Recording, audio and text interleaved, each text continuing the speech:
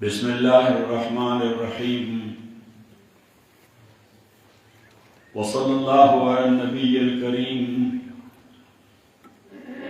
मुहम्मदिन व आलिहि व अस्हाबिहि अजमईन। दआयातुन सूरतुल अंबिया दतीरु द्रेव रजुरासी इल्लाह हक़ जिहादे लफ्जी माना है दादा चे मुजाहदो कई लफ्जी माना मुजाहदो कई फिल्लाह प अल्लाह के हक़ जिहादे हक़ जिहाद बद उस जिहाद सशे दे नुदाद जहद ना याद जुहद ना मुश्तक दे और दे माना दा मेहनत कवल मशक्कत कवल और बिया वर सरमुंग यो कैद लगऊ दे यो सालिह मकसद द पारा मेहनत और मशक्कत कवल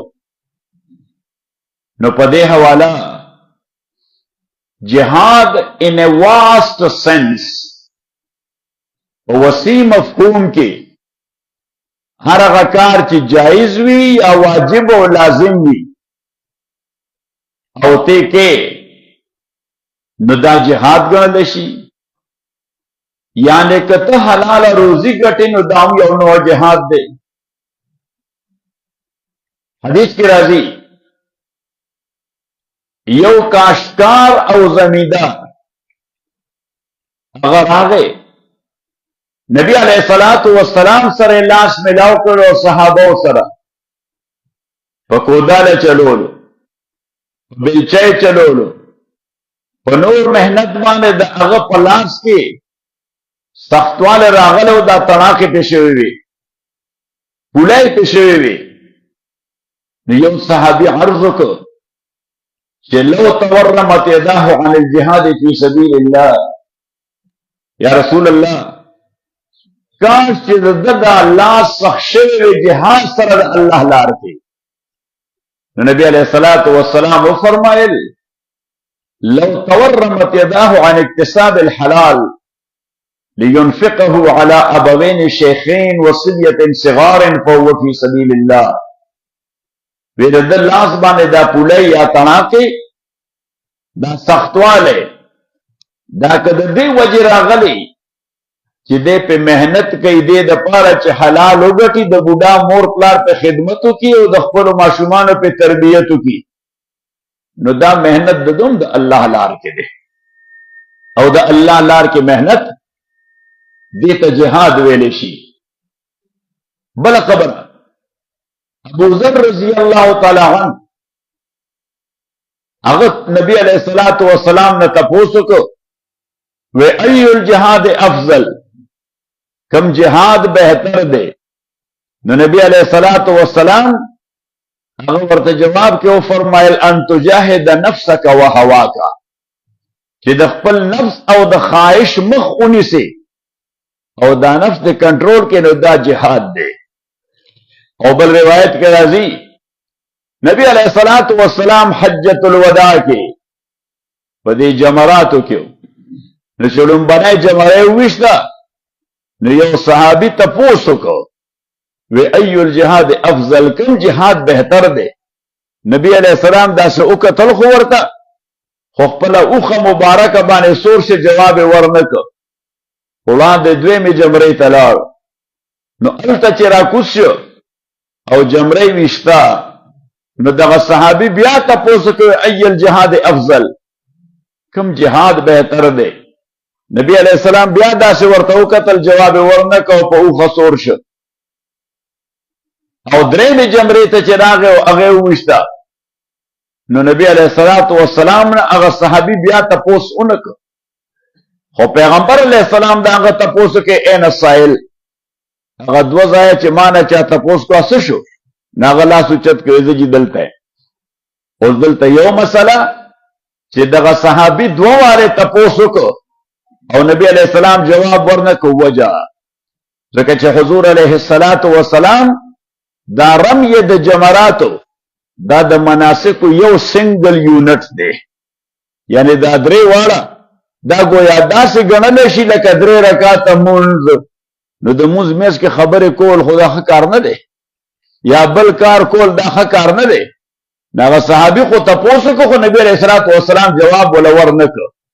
او دې وجې امام ابو حنیفه رحمت الله علیه فرمایي که چا درې واړه جمرات مس کړل نو هم واجب مس کړی دی، یو دم دی پې، څه شی دی؟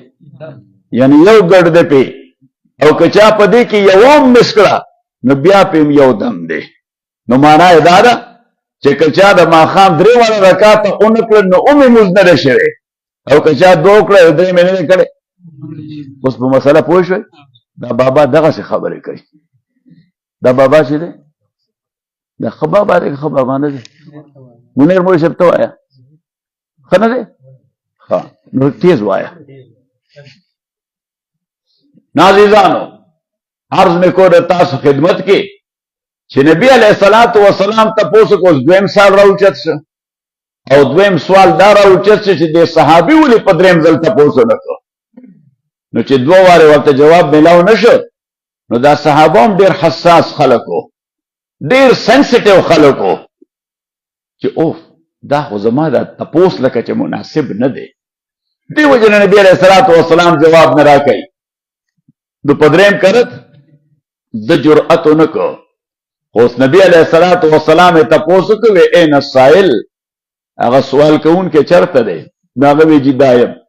نو نبی علیه الصلاة والسلام ورته افضل الجهاد کلمت حق عند سلطان جائر، بهترین جهاد حق خبره کول دي د ظالم حکمران وړاندې.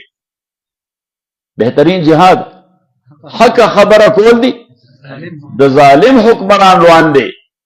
اوس دا بهترین جهاد ولې دی؟ دا ځکه دی چې ما ته خبره کول او بل ته خبره کول او بل ته خبره کول د دې څه زیات ریپرکشن نه وي. زه څه وکړم نه تاواله شم او نه د مړولی شم، خو حکمران هغه ته چې خبره وکړي نه هغه قوت او قدرت لري.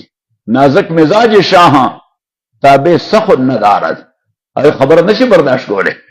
نو هلته چې ته دا حق خبره کې نو تا ته د انجام پته ده چې یا به پړق را کوي، یا به مې پولیس باندې ډبوي، یا به مې نیسي او جیل کې به مې اچوي. نو دا ډېر لوی جرأت غواړي. نو حضور علیه الصلاة والسلام وفرمایل چې افضل الجهاد کلمت حق عند سلطان جائر. خو بیا یو بله ضمني خبره چې حکمران دا که ظالم هم وي څنګه، خو بیا به دې ته ګوري چې دې که ټاپل کوم او د حکومت نه لر کوم نو آیا په دې ملک کې اندیر نګري جوړیږي که نه جوړیږي؟ نو که اندیر نګري جوړیږي چې بیا څوک هم نشي کنټرول کولی، هلته بیا شریعت تعالی حق نه درکوي چې د هغې حکمران خلاف داسې تاریخ شروع کړي چې هغه ټاپل کړي.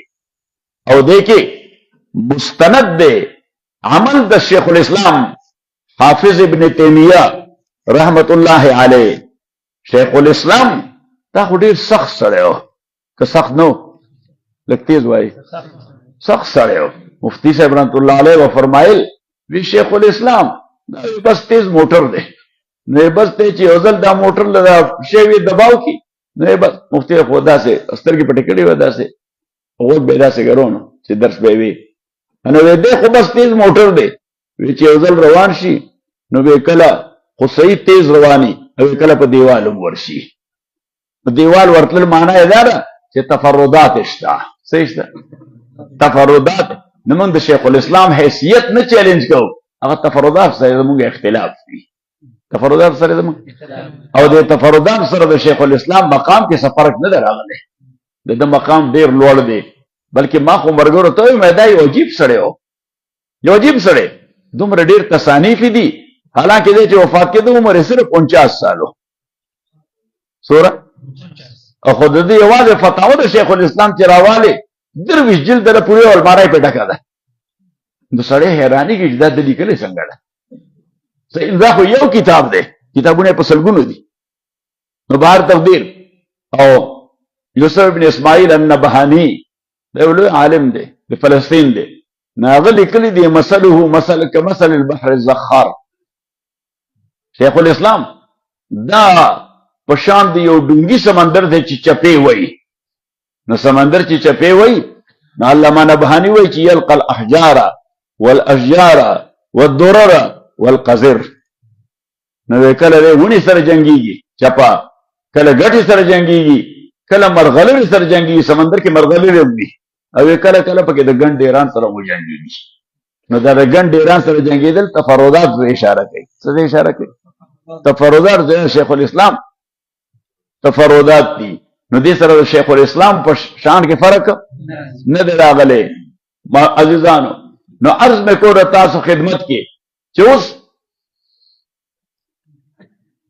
شیخ الاسلام دی با عموما به په جیل کې سبو او ګوره په جیل کې و لیکل به کول نو په جیل کې ځکه دې سړی ناروا باندې کمپرومایز نکو ناروا باندې کمپرومایز سودا بازی نکولا بس دا برملا وي او چې په دا منبر به کېناست نو حکمران به چیلنج کړ نو بس ایبو نشن جیل کې به واچو چې بیا به را پرې خود نو چې بیا په منبر کېناست نو بیا به چیلنج کوي دا ظلم کې دا شریعت خلاف دی دا د قرآن سنت خلاف دی نو کسان ورته راغلل شاګردان شیخ الاسلام هغه ته وی دا جیل ماتو نو یې ولې وی تا وباسو نو هغه ورته تاسو مې وباسئ خو زه نه وځم ځکه وی چې زه نظام هغه ډسټرب کول نه غواړم ځکه که ملک کې چې نظام پاتې نشي هلته عزتونه محفوظ نه صحیح او نظام که ظالمانه هم وي چلو څه کنټرول خو وي خون خرابه خو نه کېږي نو زه دا کار نه کوم نو هغوی ورته وی چې بیا حکومت مونږ ټاپل کوو نو وی که دومره قوت در سره چې دا حکومت لرکولی شي او د دې په ځای یو ښه حکومت قایمولی شي نو بیا که دا کار نه کوئ نو ناروا دی ستاسو ژوند د ستاسو ژوند خو وی که دا حکومت لرې کولی شي د دې په ځای د دې نه بهتر حکومت ته شی راوستی نو بیا سې دا ستړې ده دا بې ځایه ستړې مه کوئ او که دا حکومت لرکولی شي او بیا د دې په ځای باندې بدتر حکومت راځي نو هغه بدتر حکومت چې څومره ناروا کوي وبال به تاسو باندې صحیح او که دا حکومت لرې کولی شي او بیا بل حکومت قایمېدی نشي نو بیا خو افراتفري ده هغه کې څومره خون خرابه کیږي او د خلکو جان او مال تباه کیږي نو دې وبال هم تاسو باندې نو هغوی وی یاره چې لړکولی خو یې نه شو خو بهر ته نو چې لړکولی نه شي ځان سره ستړی کوي نو ورته وی چې ته خو هم دمه نه کې خو چې بهر نو بس پر منبر باندې دی نو زه په حیثیت د عالم دغه زما ذمهداري ده که زه ناروا او ته ناروا او نه وم نو الله تعالی به را سزا راکوي صحیح خو زه د حکومت خلاف څه فتنه خو نه جوړوم زه خو اصلاح کول غواړم څه کول غواړم نو دا تنقید زما ورسره دشمني نشته نه زه په حکومت قبضه کول غواړم خو دا د مسلمانانو حکومت ته نظام د مسلمانانو حکومت دی مسلمان حکومت د مسلمانانو حکومت دی مسلمان حکومت وي نو بهر تقدیر کلمت حق عند سلطان جائر دا افضل الجهاد دی خو بیا جهاد یو قرآن کریم کی یو لفظ وی جهاد او بل لفظ وی قتال بل لفظ وی قتال ان الله اشترى من المؤمنين انفسهم يقاتلون في سبيل الله فيقتلون ويقتلون وعدا عليه حقا في التوراة والانجيل نو یو جهاد ذکری یو قتال ذکری کوم ځای چې جهاد ذکر دی نو الله تعالی اموال او انفس ذکر کوي ترتیب لومبه مال ذکر کوي بیا نفس ذکر کوي او چې کوم ځای قتال ذکری نو هلته بیا نفوس لومبه ذکر کوي اموال رستو ذکر کوي ځکه چې په قتال کې خو لومبه رضان قربانۍ ته تیارېږي دا خو بني چې ورستو نه پیسې لګي ولته بناسته او ته ګډان خوري خلکو ته تاسو باندې شي دې خبر باندې پوه شئ دا د قران کریم حکم دی او دا د قران کریم نکات دی نو مولوی صاحبان راغلي دی وای مونږ ته تفسیر کی اجازه پکار دی مې راځي په مسجد کې ودا کار وکړو او مولوی صاحبان نوجوانان وي نو داسې جذباتي غونډې اپروچي نو وخت دارالعلوم راغلي وي دوره حدیث مده د حدیث اجازه را پولا راځي اجازه غوښتي اجازه راغلي نو مورته دا 500 روپو نوٹ ته بس تاسو بولا هیڅ تاسو لږ ما د حدیث ځان له خپل مقام دی، د قرآن ځان له خپل مقام دی. بیګا هم د علما کرام راغلي، زه خو دغسې بې تکلفه ناستم، نو هغوی وایي چې بس مونږ خو مونږ له اجازت. نو اول خو مې ورته معذرت وکړه، زه اول معذرت کوم ځکه چې د هغوی ذهن نه دا شی وباسم چې ګینې زه بزرګ یم. بزرګ خو ځکه نه یم، 15 کاله ځوان لږ خو بزرګ نه شي کېدی. صحیح نه حمزه مولوي دی همیشه ما نه تپوس کوي ته د څومره عمر یې؟ ما زما عمر لا تر اوسه شروع شوی نه دی، بله شروع کېږي. خبره ذهن کې راغله. نو بیا ما ورته مې ورکړه چې اوس خامخا اصرار کوئ چې زه ځان نه سړی خو جوړ کړم که نه. نو بیا مې پټکې ووهه، نو بیا د هغې نه بعد مې ورته درس وویل، اجازت مې ورته ورکړ.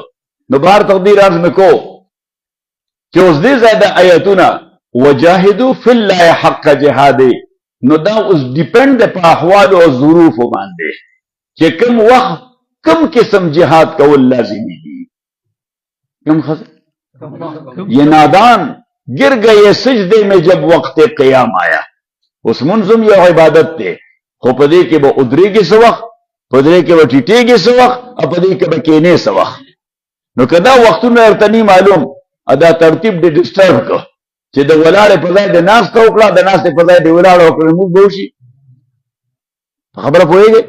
نو احوال او ظروفو ته به ګورئ چې دې ځای کوم قسم جهاد او کوم قسم عمل پکار دی په احوال او ظروفو باندې مو.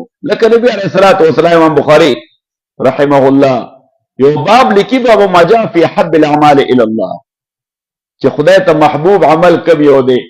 نو یو صحابي ته تپوس کوي ای الاعمال احب الی الله، یا رسول الله په اعمالو کې کوم عمل خدای ته محبوب دی؟ نو یو صحابي ته نبی علیہ السلام ویل جهاد فی سبیل الله، د خدای لاره کې. یو بل صحابي ته تپوس وکړو، نو نبی علیہ الصلوۃ والسلام هغه ورته بر الوالدین، والدینو سره احسان کول. نو بل صحابي ته تپوس وکړو، نو نبی علیہ الصلوۃ والسلام ورته الصلاۃ. نو بیا هلته محدثین مختلف تعویلات کوي چې د مختلفو صحابو ته مختلف جوابونه حضور علیہ السلام ولې ورکړل. نو یو جواب دا دی چې دا د احوال او ظروف تقاضا وه، او حضور علیہ الصلوۃ والسلام خو د دنیا د ټول نه زیات ذهین او فطین او عقلمند سړی و، نو هغه به د ماحول مطابق بهترین جواب ورکو چې دې وخت څه پکار دي. یوه یا دویمه ده، داسې خو نه شو ویلی اگر چې یو تاویل دی چې په کوم سړي کې به نبي علیه الصلوۃ والسلام د کوم عمل لغوندې کمزوري محسوسوله چې دی لږ دی کې ډېر زیات حساس نه دی، نو هغه ته به د هغې اهمیت وي چې د حساسیت پیدا شي. خو صحابه دا خو ډېر باعمله خلک وو، خصوصا د مونځ او د جهاد په حواله خو دا ډېر حساس خلک وو، نو دا بدګماني پې نه شو کولی. نو ما وی یو تاویل دی خو داسې په ترسې کېدی، شاته کېدی. صحیح ما ډېر مقدم مقام ولا مه ورکوئ. نو ما بل تاویل پکې هم شته.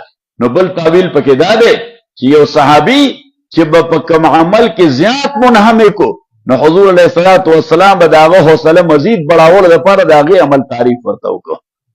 یعنی یو صحابي د مونځ ډېر شوقي، نبي علیه السلام ورته مونځ د ټول نه بهترین عمل دی. بل صحابي والدینو سره احسان کوونکی، والدینو سره احسان ډېر بهترین عمل دی. بل صحابي هغه جهاد کې ډېر منهمک و، جهاد سره شوق و، نو نبی علیه الصلوۃ والسلام ورته وی جهاد بهترین عمل دی. نو وجاهدوا فی الله حق جهاد، مجاهده کوي. مفسرین دې دا مقدر وباسي وجاهدوا فی سبیل الله، وجاهدوا فی سبیل الله. ما وی ټیک ده، دا تقدیرم صحیح ده چې مجاهده کوي د الله لاره کې، مجاهده کوي د الله لاره کې. اره دې سبیل مونږ د ترجمه کوي د پات اف الله انګریزي کې، او کله وایي ان بیکاز اف الله، څه ان بیکاز اف الله، چې کوم مقصد وي د الله تعالی په هغې کې مجاهده کوي. نو وجاهدوا فی سبیل الله، لکه بل ځای الله فرمایي قاتلوا فی سبیل الله الذین یقاتلونکم، چې قتال کوي د الله لاره کې هغه خلکو سره چې کوم تاسو سره قتال کوي. نو وجاهدوا فی سبیل الله، خو ما ووی که دا سبیل ورته اون باسي، نو وجاهدوا فی الله، مجاهده وکړئ. دی وجه ما ابتدا کې ترجمه وکړه مجاهده وکړئ په الله کې. صحیح دا لفظي معنا ده. نو په الله کې مجاهده د دې معنا څه ده؟ نو دا ډیپند ده، دا څه دا موقوف ته په څه باندې چې دغه کس چې کوم دا بیان کوي د قرآن د ذوق څه دی، د ذوق څه دی. نو که د ذوق د جهاد وي نو دی وی په ذات د الله کې سفر او سیر کول دا جهاد دی. نو که د مزاج د دعوت وي نو دی وی چله لګول دي. څه شی دی؟ چله لګول دي. او که د مزاج د سیاست وي نو دی وی وټونو کې ځان ستړی کول دي الله د دین لپاره. او که د بل میدان وي نو بس دغه ټول وي. ځکه چې نظر خو بکې مقصد ته چې ستا مقصد څه دی، ستا مقصد. نو اوس سړی که جهاد کوي او قتال کوي ځان قربانۍ ته وړاندې کړی دی، خو مقصد د الله رضا نه ده، مقصد د الله رضا نه ده. بس خدای والے دی بیا نه هسې خدای. شیخ واسع یو ډېر ولي تیر شوی دی، نو هغه کله کله سړي اشتها پیدا شي څه خاص شي ته، خوږو ته اشتها پیدا شي، ترشۍ ته اشتها پیدا شي، چټنۍ ته اشتها پیدا شي، شملو ته اشتها پیدا شي. او د اشتها چې پیدا کیږي نو معنا دا ده چې ډیفیشنسي د ستا په بدن کې د دغه شی کمی د ځکه هغه طبیعت درته وایي چې دا شی پکار دی. صحیح. زما په خیال ستاسو په بدن کې ډیفیشنسي د غوښې ډېره زیاته ده، نو تاسو یا ځان ترسکون ته رسوئ او یا عامر ته رسوئ. نو بهر تقدیر عرض مې کوله تاسو خدمت کې چې کله طبیعت کې د کوم شی ډیفیشنسي او کمی محسوسیږي نو هغه تقاضا کوي چې اوس ماله دا شی راکړه. نو بهر تقدیر عرض مې کو تاسو خدمت کې چې وجاهدوا فی الله حق جهاد. نو شیخ واسع د دې اشتها پیدا شوی وه چې یاره که د یو ګډ یا د چیلي جگر یعنی اینا دا میلاو شي راته او دا رد کم او وخورم. خو اوس دی خو ملا او پیر سړی و نو ده سره دوره پیسې ورسره، اوس ملیان سره پیسې وي ډېرې، پیرانو سره خو بلا ډېرې. او ما سره ځکه نشته زه نه ملا یم نه پیر یم، ما سره ځکه نشته چې نه ملا یم نه پیر یم. نو ملیانو سره هم اوس پیسې وي او پیرانو څخه خو ډېر شی وي. امیر زه خو هم ته هم شروع کړی پیري. نو اوس خو هر سړی بل چېرته ګوټ کې ناست دي، څوک پرتوک کچ کوي او څوک کمیس کچ کوي. خدای په قهر اخته یې. صحیح. خلک نو عجیبه لیوني دي، خلک عجیبه لیوني توهم پرست دي. څه دي؟ توهم پرست دي. صحیح. هلکه دغه ملګری دله د اودس چل نه ورځي، دغه ملګری دی په عقایدو واقف نه دی، دغه ملګری دی د قرآن صحیح تلفظ نشي کولی، تا خو د رسیده جوړ کړی دی. د هغې وجه دا ده چې زمونږ اعتقادات ډېر کمزوري دي، عقیده مو ډېره کمزورې ده، توهم زمونږ په عقیده باندې پرده اچولې ده. نو عرض مې کو ستاسو خدمت کې چې شیخ واسع خو صحیح سالک سړی و نو پیسې ورسره چېرته وې، ځکه اصلی کې د تصوف او د سلوک یو دوه درې تقاضې دي. اوله تقاضا د تصوف او د سلوک دا ده چې خواهشات کنټرول کړي، چې هغې ته زهد وایي. څه وایي ورته؟ زهد وایي.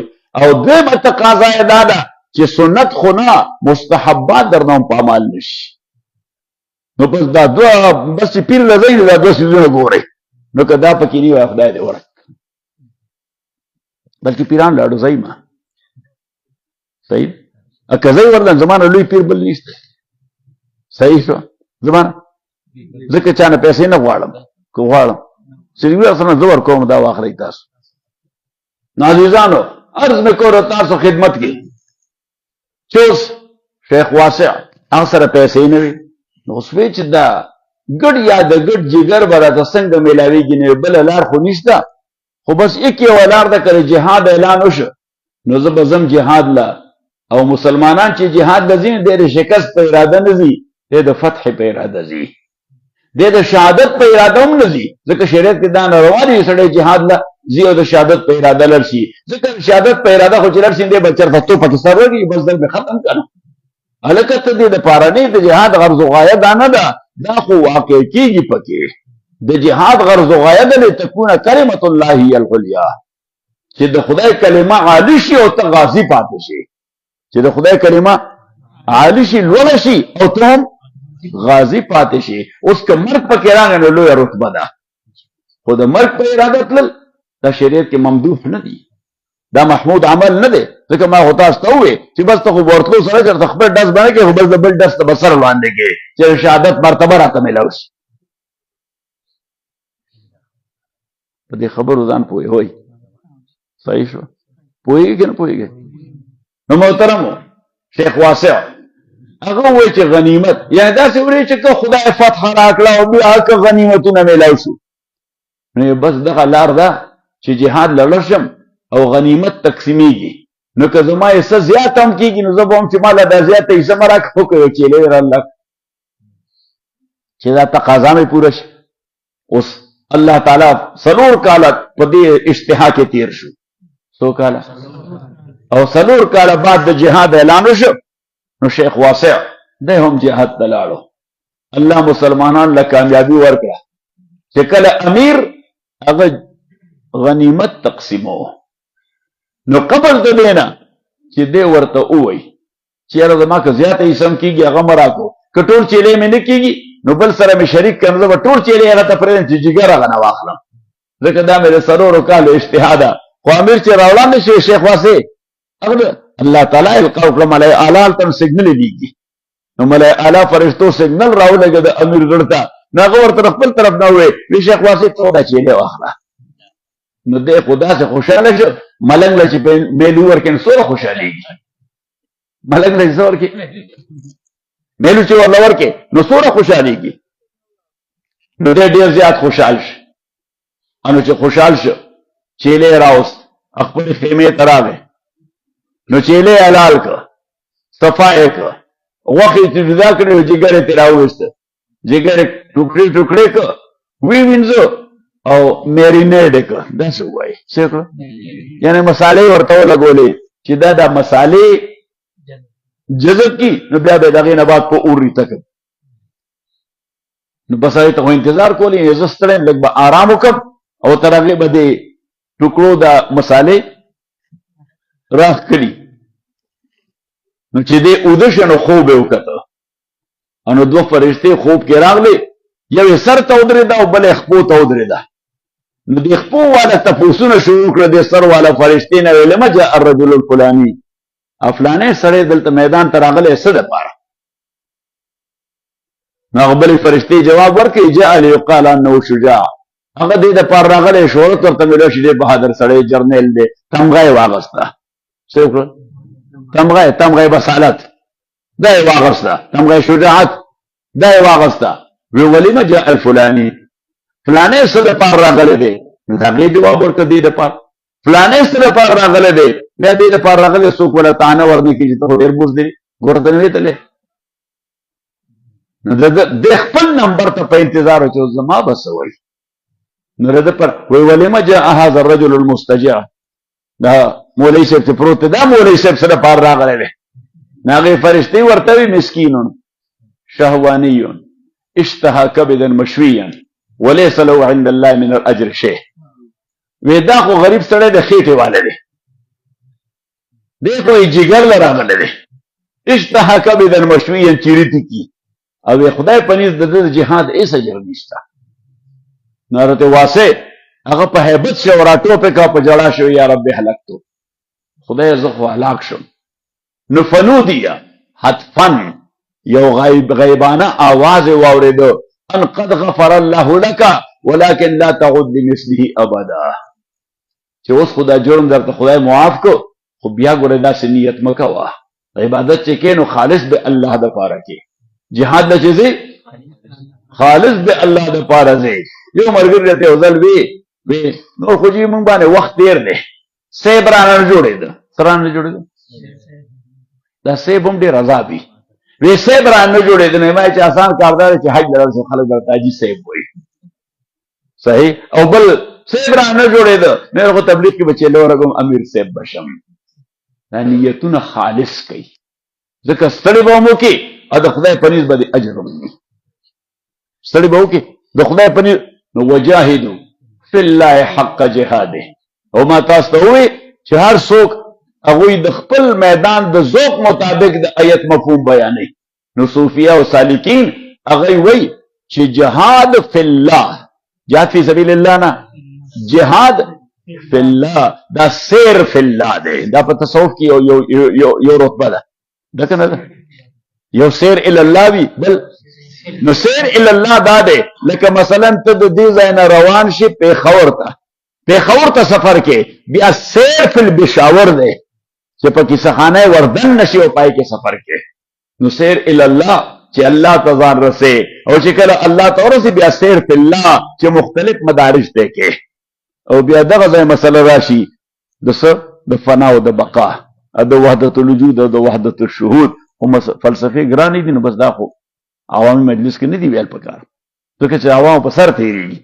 بار تودیر پاک کتاب کې مې تاسو کوم یو کې لیکلي دي، مولانا سندھی صاحب والا کتاب کې میں آخر کې دا چیپټر لیکلی او خدا کہاں ہے، هغه کې هم لیکلی دی وحدت الوجود او وحدت الشهود. بهر تقدیر عرض میں کو استاد خدمت کی چې وجاهدوا فی الله حق جهاده. مولانا عبدالله صاحب اخو ډېر صوفي سړی و، سو دا معقولاتو ډېر لوی امام سړی و، د معقولاتو هغه د هغه به ما کله کله یو نعت وی، کله هغه چې به ونو ما به ورته یو نعت وی بیان نه بعد صحیح نه، هغه به د اثر خوځو دا وی دغسې سابق وی دغسې، نو بیا به کله غوسه ورله، ځکه چې چا به هغې باندې سره رد عمل نه ښکاره کو، وی دا خالي نلقي دي دننه نو تشي دی کې څه شی نشته پوهېږي نه. مولانا عبدالله وی چې نه وي وحدت الوجود ته د تجرید نه وته څوک شته که نشته؟ څوک نشته د دې ذوق مالکان. وی ده په تجرید کې لا فنا ته رسېدلی نه دی، لکه نن دا فشق چې سور په سر د دار نشي. بهر تقدیر وجاهدوا فی الله حق جهاده، مجاهده کوي په لار د الله کې. جهاد واس سنس او وسیع مفهوم لري چې هر کار خیر چې په خالص نیت کې د مقصد د خیر د پاره دا مجاهده ده، او من جمله د هغې څخه قتال فی سبیل الله ده، په احوال ظروف موقوف دی. او دویم وجاهدوا فی الله، مجاهده کوي په الله کې. نو ماته ملګرو وی دا د سالکینو ترجمه واخلو، معنی دا ماخلی، نو بیا فی سبیل الله راوباسو، معنی نه راوباسو، سبیل نه راوباسو ورته، نو بیا به مفهوم څنګه مې وجاهدوا فی الله. دا لفظ سبیل هم واسطه ده، څه ده؟ نو مې دا واسطه چې نز نه ساقطه کی، نو دا قتال د الله په لاره کې یا جنگ د الله په لاره کې دا د سبیل واسطه نه هم وباسا، یعنی دومره حد درجه اخلاص پکې پیدا کړه چې د عمل او د الله په منځ کې څه واسطه پاتې نشي. نو مې دا مضاف دې وجه ساقط کړی دی، ځکه چې جنگ خو جنگ دی، که ښه کار دی که بد کار دی؟ وای جنگ ډیر بد کار دی. د دې وجه علماء اصول فقه هغه وایي چې قتال دا خو فی الحقیقت قبیح لذاته دی، او ځکه قبیح لذاته دی چې په دې کې تعذیب د عبادو او تخریب د بلادو دی. ټول انسانان که کافران هم دي دا د خدای بندگان دي که نه دي؟ نو مړول ښه کار دی. او ټول ښارونه که د کافرانو هم دي او د هغوی ملکونه دي ورانول ښه کار دی. نو فی ذاته خدا ناکاره کار دی، خو بیا هم د مجاهد څومره لویه مرتبه ده، د شهید څومره لویه مرتبه ده. حدیث کې راځي نبی علیه الصلاة والسلام فرمایي لوددت ان اقاتل فی سبیل الله فاقتل ثم احیا ثم اقتل ثم احیا ثم اقتل. وی زه دا غواړم چې د خدای لار کې قتال وکړم او بیا په دې قتال کې قتل شم او بیا ژوندی شم او بیا قتل شم او بیا ژوندی شم او بیا قتل شم. نو اوس مرتبه ولې لویه ده؟ د مقصد د وجې لویه ده. څه د وجې؟ او مقصد یې څه دی؟ چې د خدای د دین بول بالا شي. مقصد یې څه دی؟ اعلاء کلمت الله او اعلاء کلمت الحق، چې د الله د دین بول بالا شي. نو د دې مقصد د وجې هغه لذاتي قبحه هغه لاړه، حسن پکې د غیره راغی. صحیح؟ اوس جهاد دا لذاتي قبیح دی خو لغیره حسن دی. نو تاسو اصول فقه کلک وایي که نه وایي؟ اوس کلک نه وایي که نه، نو دا شی کلک کلک وایي. نو وجاهدوا فی الله حق جهاده، جهاد کوي د الله لاره کې، حق جهاد د څه هی د هی دا ضمیر دا چا ته راځي دی؟ دا چا تراجه دی؟ دواړو تراجه دی. نو حق جهاد الجهاد، نو بیا اخلاص فائدہ کوي چې د جهاد کم حق ته هغه شان جهاد وکړي. څنګه چې د جهاد کم حق ته دغه حق پوره کوي. او دویم چې راجه دی الله ته حق جهاده، حق جهاد یعنی چې الله څنګه طریقې سره وای نو هغه شان جهاد وکړي. نو وجاهدوا فی الله حق جهاده. او الله تعالی فرمایي چې اوس جهاد کې سي جنگ کوي. جنگ کې څه کیږي؟ مړی پکې کیږي. نو یوازې مقابل به مړیږي، ته هم کله مړیږي. فیقتلون ویقتلون. سوي فیقتلون، کله به ته قتلېږي، کله به بل څوک قتلې. نو الله تعالی فرمایي چې بل قتلې خدا دوره ګران نه ښکاري، خو چې ته قتلېږي نه خو تا ډېر ګران ښکاري. نو الله تعالی فرمایي هو اجتباکم، ما ستا انتخاب کړی دی. څه مې کړی دی؟ نو چې ستا انتخاب مې کړی څه قیمت خو به ادا کړې. نو چې ستا انتخاب مې کړی دی نو څه به کې قیمت خو به ادا کړې. نو قیمت به ادا کړې د ځان په قربانۍ باندې. هو اجتباکم، اوس بظاهر خدا ښکاري چې دا ځان بل خو خالص تاوان دی. څه دی؟ خالص تا. الله تعالی وایي دین کې هیڅ تاوان نشته. دین کې چې کوم شی بظاهر تاوان ښکاري دا هم ګټه ده، دا هم نفع ده. نو یې فرمایل وما جعل علیکم فی الدین من حرج، چې الله تعالی په دین کې تاسو باندې هیڅ تاوان نه دی کړی. څه شی چې حکم کړی دا خالصه ګټه ده. یوه او دویمه معنا یې دا ده چې وما جعل علیکم فی الدین من حرج، الله تعالی تاسو باندې په دین کې ستا د بساط نه زیات برډن نه دی چوړی. نو چې تر څو حد کول شي خو 3-13 کول به پکې نه کې. موږ ډنډای وو پکې کول ډېر شو خو دوره کوو نه. الله تعالی ډنډای بنوي ځکه زه خو تا پیژنم چې ته تر څوره پورې مخکې تللی شي خو زه نه. نو که زه نه ویرېږې او درېږې نو بیا به دې پانسي کوم، عذاب به در کوم. خو چې څومره تللی شي حضرت ابو ایوب انصاري څوک؟ حضرت معاویه رضی الله تعالی عنہ چې کله د قسطنطنیه باندې د حمله کولو اراده وکړه، ځکه نبی علیه الصلاۃ والسلام وفرمایل قسطنطنیه هغه زمانه کې د شیطانت او شرارت مرکز و. دا د رومن د چا؟ د رومن امپایر د هغه مرکز او مذهبي کانسټنټینوپل وی ورته په انګریزي کې څه ورته او په عربي کې ورته وای قسطنطنیه، ځکه دا ښار آباد کړی او بادشاه د روم چې دغه نوم قسطنطین. نو قسطنطین دا آباد کړی نامه یې قسطنطنیه. او دې ځای د هغوی مذهبي پوپ په ناستو، د کرسچیانانو مذهبي پوپ، او د هغه په ایمان به ټوله دنیا کې شیطانت کېده. نبی علیه الصلاۃ والسلام فرمایي دا د شیطانت مرکز کې چا وران کړ نو هغه سړی به جنت کې زما دیوال په دیوال گاونډي. نو حضرت معاویه رضی الله تعالی عنہ باندې سړی و چې هغه بحري بیړه جوړه کړه، څه وکړه؟ او سمندري فوج جوړ کړ، نیوي چې ورته وایي. نو نیوي جوړه کړه او بیا د هغې فوج د هغې مشري ورکړه د خپل زوی یزید ابن معاویه ته. خو دی چونکې ځوان و لہذا د ده مور ته یې ویې ته به ورسره ځې. خپلې ښځې د ده مور ته یې ویې، خو اوس ښځه یوازې وه. نو ویې دې له خو کم از کم یو بله ملګرې ښځه په کار ده، نو ځکه چې اوس نور به نارینه دی به یوازې ښځه یې خو ګران کار دی. صحیح. حضرت معاویه رضی الله تعالی عنہ حضرت عباده ابن صامت ته وویې، چا ته؟ عباده ابن صامت ته ورته عباده هغه وی جی وی ته به دې لشکر کې ځې؟ وی جی بالکل راځم.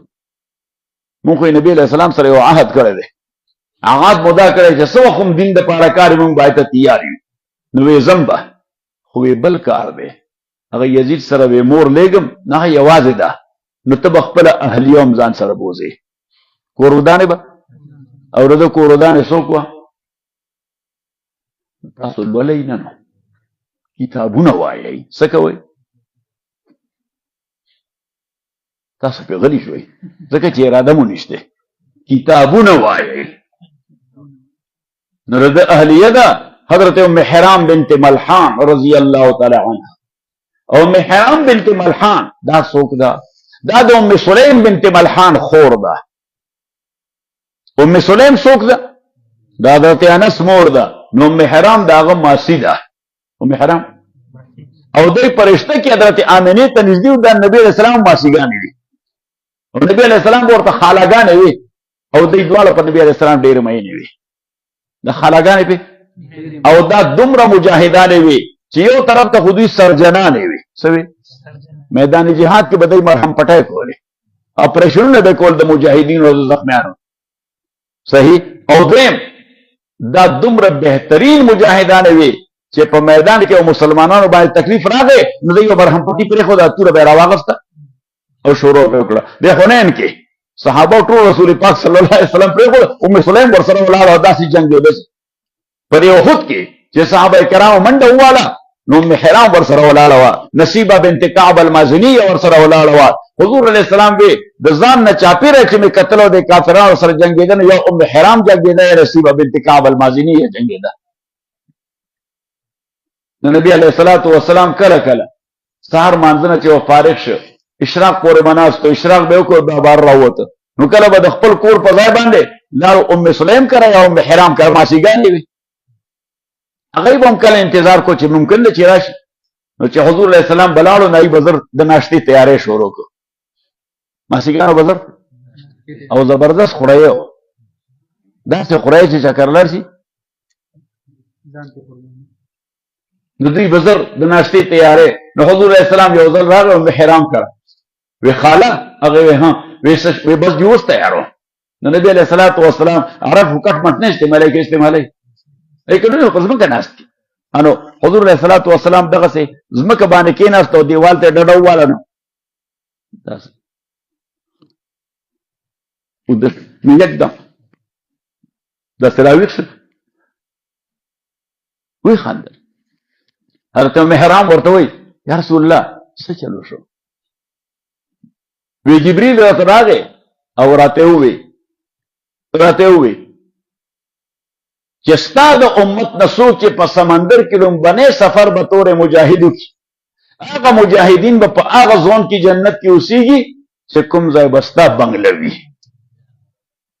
ان حضرت ام حرام رضی الله تعالی عنها ورته ووی یا رسول الله ما دپاره دعا وکړه چې زه پکې لاړه شم. نو نبی علیه الصلاة والسلام دعا وکړه، وی ته به ځې. نو ګوره څنګه الله تعالی د پیغمبر پاک دعا قبوله کړي. حضرت ابوبکر ته حضرت معاویه ووی کور والا به ځان سره بوځې. نو هغه چې کور ته راغی ام حرام ته وی زما سامان تیار کوي ول خیر دی؟ وی جهاد له به ځم. وی کوم ځای ته؟ وی قسطنطنیه ته. چېرته؟ قسطنطنیه. نو هغې ورته فورا وی زما د دعا څه وشو؟ نو حضرت عباده بن صامت ورته وی نه وی امیر المؤمنین وی ته به هم ځې، وی دا دعا څه مسله ده؟ نو هغې ورته واقعه ذکر کړه، وی داسې نبی علیه السلام زما کور کې داسې چلو شو، نو چې داسې راویښ شو نو وی خاندل. نو ما ورته ولې؟ وی لومبنی لښکر چې په سمندر کې د دین دپاره سفر کوي دا ټول زما ګاونډیان دي جنت کې. نو ما وی چې ما ته دعا وکړه، دعا یې راته وکړه، ما ته ته به هم ځې. نو ما وی چې دا څنګه چل دی چې ته به ځې او لومبنی سمندري سفر دی جنت ته نه پاتې کېږي. امیر المؤمنین وی چې به در سره یي. نو دوی چې لاړل اول ته سمندر نه وچې ته راووتل، نو دا په اوښه سوره شو. په سوره شو نو په اوښه سوره شوه نو هغې اوښې ټوپ کړه. نو چې هغې ټوپ کړه نو داسې پرېوته، نو لاندې کاڼی پروت هغې له سر راغی. نو ملته شهیده شوه. دا په دې قبرس کې د سایپرس چې ورته وایي انګریزي کې، نو قبر یې په سایپرس کې دی او دنیا مخلوق ولا راځي هغې باندې قبر باندې قدبه لګېدلې المرأة المجاهده فی سبیل الله، چې دا مرأه مجاهده ده د الله لاره کې. بهر تقدیر عرض مې کو استاذ خدمت کې چې اوس ابو ایوب انصاري هغه هم په دې لښکر کې و، دومره کمزوری او تبې وه چې د ځان په اوښ نه شو ټینګولی، بلکې پاکستان کې هم صحیح نشه کېناستی، تبه یې وه او کمزوری هم ډېر و. چې بنده کمزوری شي خو دا بوډا شي نو دا هډوکي ټول ناسته ورته هم ګرانه وي او ولاړ ورته هم ګرانه وي. نو دوم ځان تیارو نو زامنو ورته بابا نو مونږ ټول ځو که نه؟ ته اوس په دې حالت کې وی ما سره الله دومره احسان کړو چې نبی علیه السلام کله هجرت وکړ مدینې منورې ته راغی. نو ګوره د هغه اوښه راغله زما دروازه کې کېناسته. نو دا انتخاب د الله طرف نه چې د نبی علیه السلام میزبان شو. حضور علیه السلام به 4 میاشتې زما کور کې پاتې و. څو میاشتې 3 میاشتې وې دې زما کور کې پاتې نو یو ځل ورسره ناستم نه ماته ابو ایوب وې ما وی جی د نامه سره د ابو ایوب نامه سره یاره خو تاسو ډېر عجیب خلک یې د نامه د خالد ابن طیب ابو ایوب خو د نیک نیم د اسم کنیت دی څه نام یې ده خالد ابن طیب رضی الله تعالی عنه ابو ایوب نبی علیہ السلام ورته ابو ایوب به ما وی جی وې د الله په لاره کې چې کله مجاهدین زی نو تب ورسره نه مای جی بالکل به د په ژوند کې چرته یو جهاد هم نه خطا کړی اوس دی وخت کې ډېر بوډاو ناغي ورته بابا ته پاتې کېدې چرته شم ما نبی علیہ السلام له جبه ور کړی دا سمې کړی نبی علیہ السلام له به جبه ور کړی پاتې کېدې نشم خامخا بزم نو ټټي وې بس ما وتړې په پړو مې وتړې خو چلو کې ما وبوځي او وې ګوره کلاره کې زمړ شم نو پرېدای به مینا چې سو پورې زما ډډ باډي او زما لاش اورې شي وړاندې نو ما به وړې نو دې وفات شو په دې سفر کې نو هغه بس دا لاش ول مخ کې وړو او ویرسو هغه ځای ته کوم ځای چې دا فورټو ادا قلا وا نو هغه سره دیوال سره خخ ک الته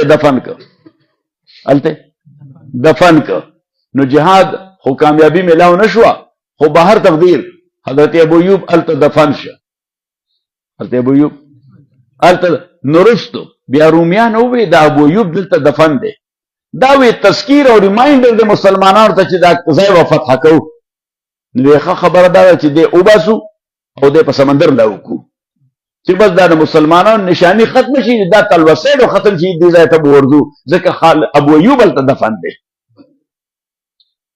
صحیح نو چې د حکمران دا اراده وکړه نو موږ بس د ټکای سرولو تماشبین څه کوي نو تاسو له یو کتاب لیکلی دی عباد الله مولوی صاحب سلک کار پکې کړی دی بنو امیہ بنو عباس اور معاصر دینی اور سیاسی تحریکات بنو امیہ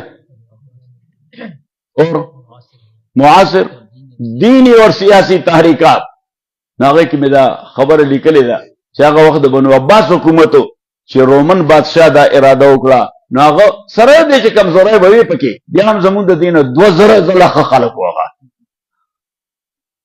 صحیح هغه کفر ته سر نه ټیټو کفر ته سر نه ټیټو بل سخامای به وي پکې خو په اسلام کې کمپرمایز او سودابازی نه کوله نو چې دا خبر ورته ولګي د مستنصر بادشاہ نوم سو مستنصر نو هغه ورته جواب ولېګو وې ته به یو زمونږ مشر ابو ایوب د قبر نه راوباسه او سمندر کې به لاو کې خو وې ټول خلافت اسلامی د نصاراو په پریستانو په بزرګانو ډک دی مقبرې ټول ډکې دي وې د ما د الله باندې قسم دا ټول راوباسم دی باندې به اور چوم سوزوم به نو بس ا کرسچین او یاره د بس پشا شوی نه دا کار نه کوم دا چا غلطه پروپاګاندا کړی ده صحیح میرے الفاظ کا یہ مطلب نہیں تھا صحیح څنګه وایي سیاسيان تو کا پیش کیا گیا تو وایي میرے بیان کو تو مروڑ ودام تو مروڑ شوی دی زما صدا سے اراده نه ده ما دا څه ویلو چې نه دا د مسلمانانو مشر دی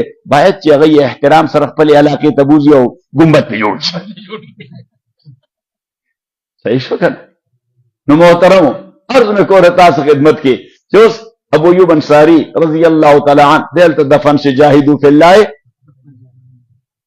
نو اگر چې هغه وخت معاویه خو فتح نه کړی شو رستم بیا فتح نه شو بیا عثمانیین راغلل څوک راغلل عثمانیین آټومن چې ورته وي انګریزي کې څه وي ورته آټومن ورته وي نو دا عثمانیان راغلل نو چې عثمانیین راغلل نو په دوی کې یو بادشاہ دی او داغه نامه سلطان محمد الفاتح یس او په ترکیه ژبه کې ورته محمد سلطان سوې ورته محمد هغه محمد ته محمد وي نه محمد سلطان او موږ ورته سلطان محمد الفاتح نو د داسې سټریټیجی جوړ کړ دا اوسه کتاب کې تفصیل لیکلې راځي به بیا ګوره صحیح شو اوس درته وایم نه نو د سټریټیجی جوړ کړ او دغه فورټرس فتح کړ دا فورټرس نو زه تلو مالتنو حضرت ابو ایوب تلاړو نو ډېر سات ور سره ناستو مې تاسو بخت اور سره ته د نبی علی السلام میزبان وي پیغمبر علی السلام ستا په کور کې پاتې وسلور میاشت او چې کوم وعده پیغمبر سره کړو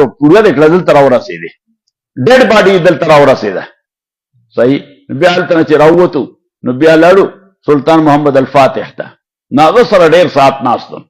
نو هغه زما لوڼه را سره وې، هغه ما ته وایي خانجي ته خو دلته ډېر زیات کېناستې. نو ما ورسره هسې مزاح وکړو، وی دې سلطان محمد الفاتح ته ډېر کېناستې.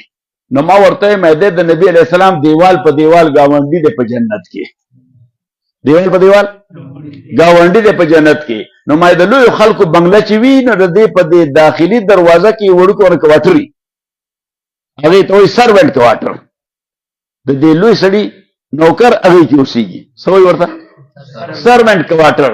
نو ما دلته یو درخواست پیش کړو چې سروینټ کوارټر به ګورې ماله راکې، چې هلته بس په دې دروازه ناست یم چې نبي علیه السلام اوځي راوځي او زه یې ګورم، چې هغه د کوره وځي نو هم به یې ګورم چې کور ته راځي. نو بیا به نو ما دا درخواست مې ورته وړاندې کړه، ګپ مې ورسره لګو، ما دا درخواست ما کېدی شي قبولي کړي. نو بهر تقدیر عرض مې کړو ستاسو خدمت کې چې وجاهدوا بالله حق جهاده هو اجتباكم ان شاء الله. بیا الحمدلله رب العالمین والصلاه والسلام علی رسول محمد و آله وصحبه اجمعین وصلی الله تعالی. مولوی صاحبانو نو تاسو د مولوی صاحبان وایي چې مونږ ټول تفسیر اورېدلی دی، او ما خو مخکې عمومي اجازت ورکړو. عمومي اجازت دا و چې دغه تفسیر واورئ د دې شی نه، د میموري کارډ نه، او وی لیکئ په بیاض باندې څه وکئ او ځان پې پوه کئ. نو یې خو تاسو علما مخکې